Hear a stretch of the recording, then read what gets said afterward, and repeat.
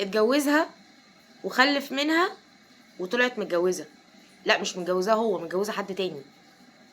تعالوا نسمع حكاية حد معانا في القناة، أحد المتابعين بعت لنا قصته، وأنا بصراحة معرفتش أقول حاجة غير إن أنا أدعيله إن ربنا يصبره ويعوضه. يلا نسمع الحكاية.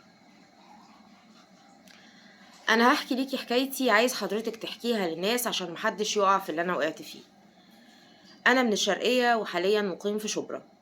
بابا كان ضابط جيش الله يرحمه، وكان قافل علينا أنا وإخواتي، بمعنى إننا ما كناش بنختلط بحد، عشان كده ما كانش عندنا الخبرة الكافية في التعامل مع الناس.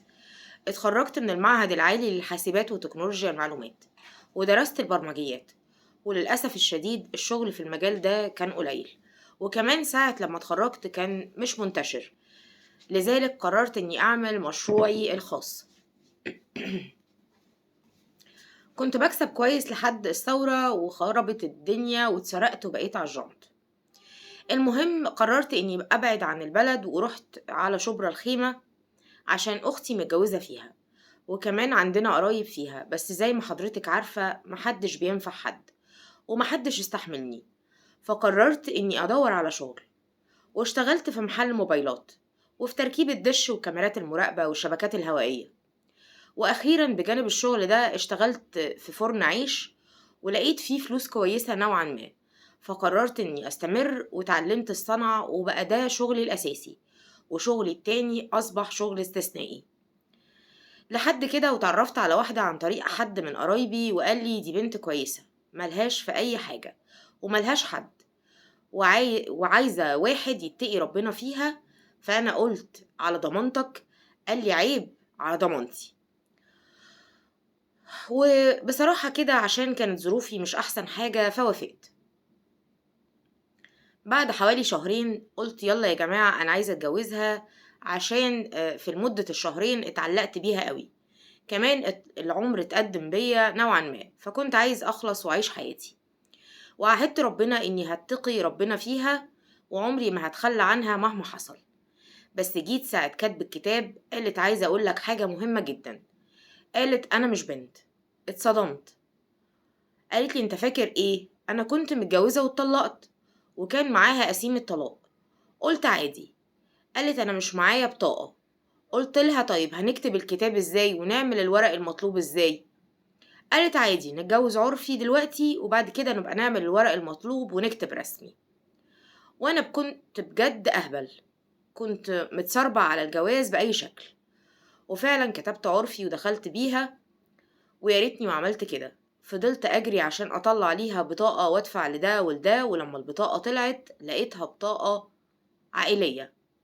المجرمة دي كانت متجوزة واحد وهربانة منه، وقسيمة الطلاق اللي كانت معاها كانت قسيمة زواج من زوجها الأول. والفترة دي كانت حامل، وحرفيا كنت بخبط دماغي في الحيط.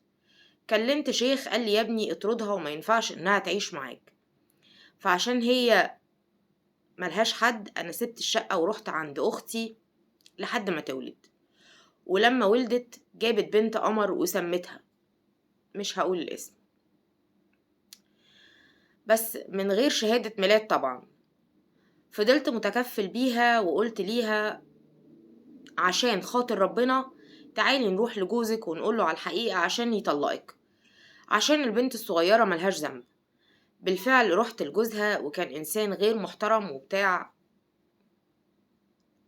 مش هقدر أقول عشان خاطر ما ناخدش بان. وعشان يطلق أخد مني 10,000 جنيه.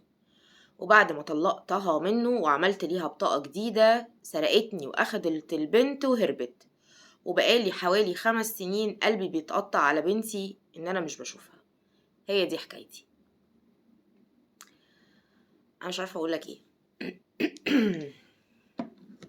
يعني أنا اتصدمت من القصة لدرجة إن أنا معرفتش أقولك إيه غير إن ربنا يصبر قلبك. الجواز قرار لازم نفكر فيه مرة واتنين وتلاتة ونسأل. وزي كده ما بيقول المثل القديم، حاسب قبل ما تناسب. أمثال الشعبية بتاعت الناس القديمة دي كان فيها حكمة وفيها معلومة لازم توصل لنا وناخد بالنا منها. حاسب قبل ما تناسب. والكلام هنا مش للرجالة بس ولا للستات بس، للرجالة والستات. ده بالنسبة للجواز.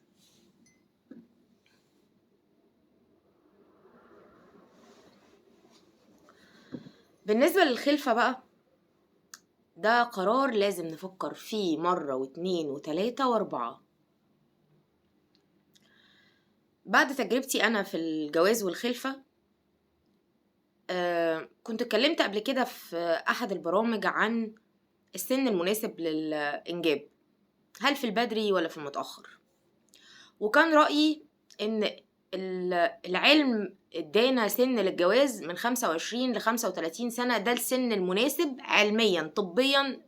جسم المرأة بيكتمل عند 25، قبل كده بتكون أنثى غير مكتملة يعني الهرمونات والحاجات الداخلية، يعني بتبقى لسه ما كملتش. فالسن المناسب طبيا من 25 ل35. ولكن قبل ما اخد قرار الخلفة، هل أنا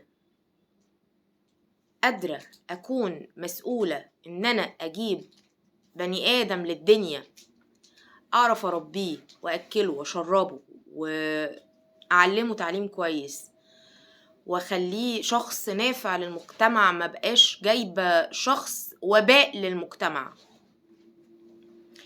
لأن في ناس أنا بشوفهم بيخلفوا وبيرموا كتير، شفنا ده. لا بيهتموا بتربية دينية ولا تربية علمية، ولا هم هم جابوا كائن للدنيا ورموه. الشرع يعلمه، وطبعا انتوا يعني عارفين الشرع بيعمل ايه. فهل انا قادر كراجل او قادرة كست اجيب بني ادم للدنيا واقدر اربيه واعلمه اللي ربنا هيحاسبني عليه يوم القيامة؟ اصل احنا هنتحاسب على اللي احنا خلفناهم دول، احنا خلفناهم وهنتحاسب عليهم. انتي كست هتقدري تعملي ده لو جوزك ما طلعش قد المسؤولية؟ هتقدري تربي لوحدك؟ انت كراجل لو الست اللي معاك طلعت غير مسؤولة هتقدر تربي لوحدك؟ فقبل ما ياخد قرار ان انا اخلف لازم اسأل نفسي السؤال ده: هل انا قد ان انا اجيب بني ادم للدنيا؟ هقدر على مسؤوليته؟ هقدر ان انا اكفيه من كل حاجة؟ مش بتكلم ماديا بس، في حاجات اهم من الماديات. هل انا هقدر اكفي الطفل اللي انا هجيبه ده؟ لو لا قدر الله الاب توفى او الام توفت، هل انا هقدر اعوض؟ انا مش عارفه اقول لك ايه بصراحه. انت غلطت ان انت اتسرعت في جوازه ما سالتش، يعني انت اتقال لك اصلا ملهاش حد فقشطه ملهاش حد خلاص يلا اتجوزها. لا، اسال هي فين، يعني طب اهلها فين، اروح اسال هناك ايه اللي حصل عشان يبقى ملهاش حد. ابوها وامها كانوا فين، عمامها فين، خلانها فين. انت غلط للاسف وخلاص، اللي حصل حصل.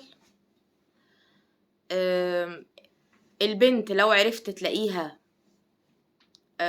لازم ترجع لدار الافتاء تعرف يعني مصير البنت دي هتبقى ايه. والله يعينك، يعني الله يعينك ويصبرك. ومش هقول غير ان يعني انتوا بقى ساعدوه في الكومنتات، انا مش عارفه اقوله ايه بصراحه. الله يعينك ويصبرك على هذا الابتلاء الصعب جدا. خلص فيديو النهارده، ولو حد عنده حكايه يبعتها لنا على رسائل الفيسبوك او على رسائل الواتساب، الرقم هيكون في الكومنتات. اشوفكم على خير.